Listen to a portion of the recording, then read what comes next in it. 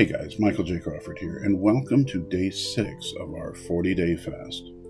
Today, we're going to be reading from the Gospel of John, chapter 5, verses 1 through 23. After this, a Jewish festival took place, and Jesus went up to Jerusalem. By the sheep gate in Jerusalem, there is a pool called Bethesda in Hebrew, which has 5 colonnades. Within these lay a large number of the sick, blind, lame, and paralyzed, waiting for the moving of the water, because an angel would go down into the pool from time to time and stir up the water. Then the first one who got in after the water was stirred up, recovered from whatever ailment they had. One man was there who had been sick for 38 years.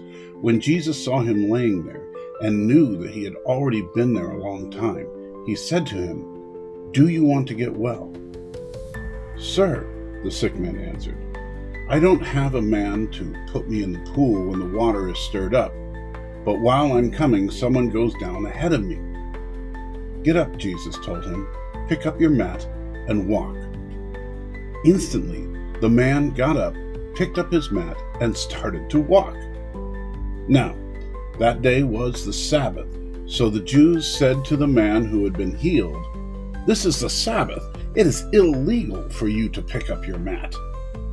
He replied, "The man who made me well told me, 'Pick up your mat and walk.'" "Who is this man who told you, 'Pick up your mat and walk'?" they asked. But the man who was cured did not know who it was, because Jesus had slipped away into the crowd that was there. After this, Jesus found him in the temple complex and said to him, "See, you are well. Do not sin anymore, so that something worse doesn't happen to you." The man went and reported to the Jews that it was Jesus who made him well. Therefore, the Jews began persecuting Jesus because he was doing these things on the Sabbath. But Jesus responded to them, "My Father is still working, and I am working also." This is why the Jews began trying all the more to kill him. Not only was he breaking the Sabbath, but he was even calling God his own Father, making himself equal with God. Then Jesus replied, "I assure you, the Son is not able to do anything on his own, but only what he sees the Father doing.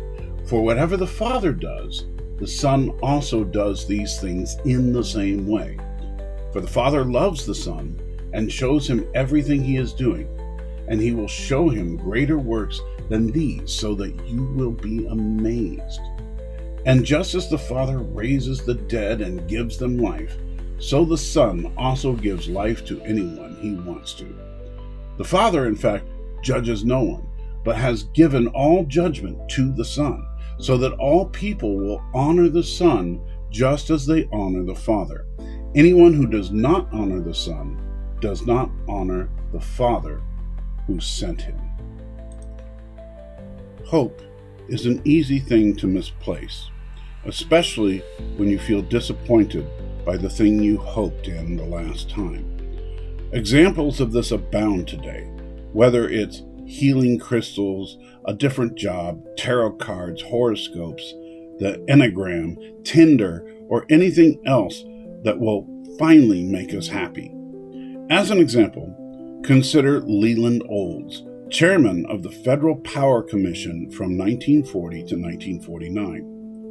All he wanted in life was to effect positive change, but he kept hoping in different institutions, and he kept being disappointed. First, it was social work, then the social gospel movement, then teaching history, then economics, and finally government work. But everything ultimately left him disappointed. None of it worked like he wanted it to. After he lost his government position in 1949, he never recovered his hope or passion and died 10 years later. The passage we read today, likewise, is the story of misplaced hope. The disabled man hoped in a superstition that if he was the first one in the pool when the waters were stirred, he would finally be healed. Whether or not God actually healed people through the pool is unclear, but what is clear is that the man hoped in the pool rather than in God. Then God in the flesh showed up and healed him. Great! End of story. Everyone is happy. But there's another group who misplaced their hope in the passage.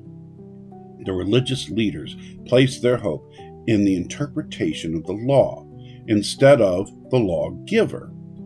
When their hope seemed to disappoint them, they turned to persecuting the one through whom the law came.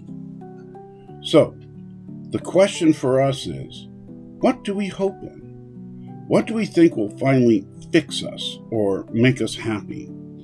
If it's anything other than the Creator and the Sustainer of the universe, then it's misplaced hope.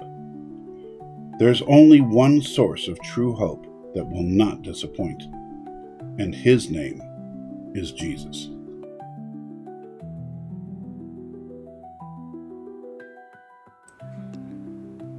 Begin today's prayer with Psalm 62, verse 5. Rest in God alone, my soul, for my hope comes from Him.